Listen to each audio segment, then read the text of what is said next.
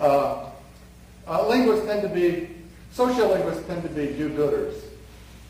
And in fact, those of us who go back to the 60s when we went into linguistics, I thought it was a wonderful dovetailing of social concerns and academic interests that the field of sociolinguistics could address linguistic inequities of various types. So there are very few sociolinguists who aren't in some measure interested in applications because of views about language diversity in American society.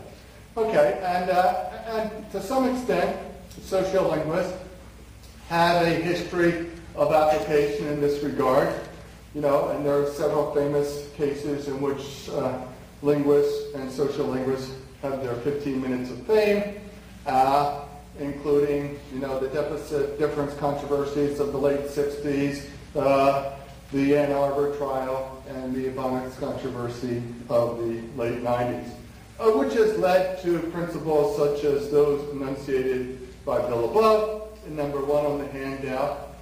And in starting our work with smaller communities where we have a community presence, I then in the early 90s articulated what I refer to as the principle of linguistic gratuity. Of course, the fact of the matter is there are always issues about researcher and research relationships. And there's been a lot more concern about these kinds of relationships in more recent discussion. And one of the more thoughtful discussions is by Cameron et al., who distinguishes between ethics, advocacy, and empowered research, as indicated in also in number 1, second bullet. All right, and what I'm most interested in, presumably we are ethical and we're not going to hurt our subjects in any way. Well, we hope not to. I have heard a few people along the way, but not research subjects. All right, advocacy, but we're more interested in empowered research, which on one level seems to be a sort of unattainable aspiration, and we'll see after we discuss today, how unattainable it is, or maybe, or what goes along with it. And if you look at A, B, and C, where A, persons are not objects and should not be treated as objects, well, that stands to reason. By the same token, when we go into a community, we assume roles, like, who are we to these people, How are we defined? How is our work understood, And what is our relationship to community, if any at all? And I hope that in my concluding plenary for this conference, I will demonstrate the extent to which the people that we work with are indeed very human, who have wonderful life stories that I hope we can be a part of. Okay? By the same token, people have their own agendas. And what are those agendas? In a certain sense, anybody who consents to an interview with us probably has an agenda in terms of why they would accept this seemingly inane discussion, about things that people aren't really interested in because they're really interested in language. And then the third point, which is, and I do firmly believe this, if knowledge is worth having, it is worth sharing. The problem is, how do we share what we do with the people we work with in the field? Sort of like a couple weeks ago, I was down on Ocracoke and we were celebrating Muse O'Brien's 100th birthday with her. And Muse O'Brien, for those of you who don't know, is the lone African-American from the single African-American family who lived on the island of Ocracoke since the 1860s. And she's been the subject of a number of studies and interviews with graduate students of mine and myself over the last 10 years. And so a guy said to me, he said, I was looking at your website, and I saw this, and I saw that you wrote this paper with a couple of people called Isolation Within Isolation. I'd really like to see that. And I kind of got apologetic because I think, oh my It's full of charts. It's full of variable analysis. And all of this arcane stuff that makes no sense. Now, obviously, if he wants to see it, I have an obligation to let him see it. He's a member of that community, and so I sent it to him with all kinds of apologies. I'm sorry for the academic jargon and all of the quantitative stuff and so forth, and I haven't heard from him since, saying he really enjoyed the article.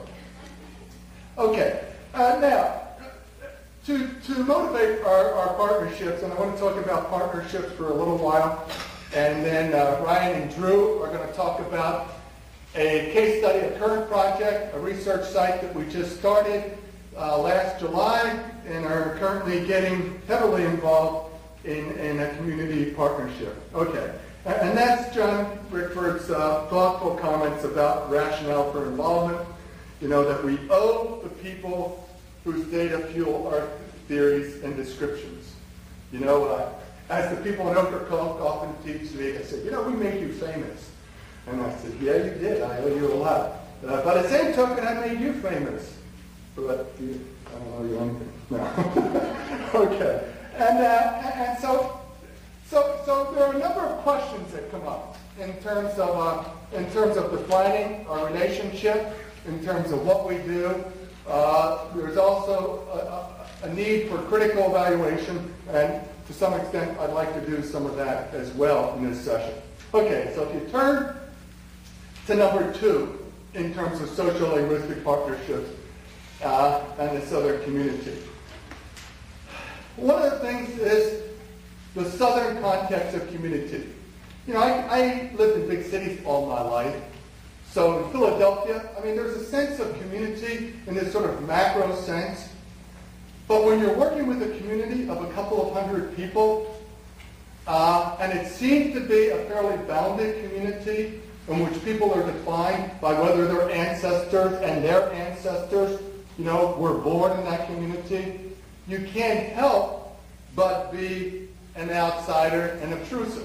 So for example, one of the communities that Ryan will talk about and Drew will show some of the videos about is the community of Princeville, which is essentially an all-black community, which has a nice autonomous history in terms of the community, and we show up, all right.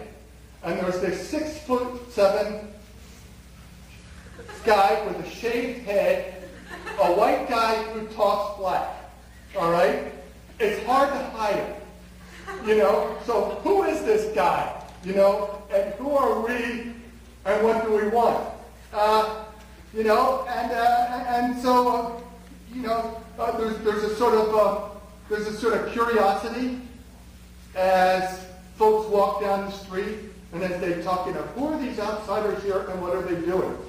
Well, on one level, we can define ourselves as academic, college professors, and you can almost excuse them for any inanity because what they do doesn't touch reality very much anyhow. So, oh, yeah, college professor.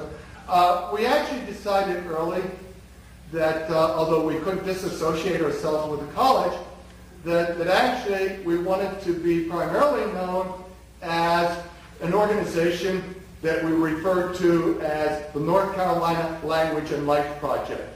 And actually, the first group of students that included Natalie and Kirk and a couple of other students who are now divorce lawyers and things like that, then was decided, okay, we need a name. And one of the things we need a name is we don't want to make it too academic, and we want to make it broader than linguistics. And to a certain extent, that has been the cloak under which we operate, which is not to say that we don't identify and people don't identify us as university professors.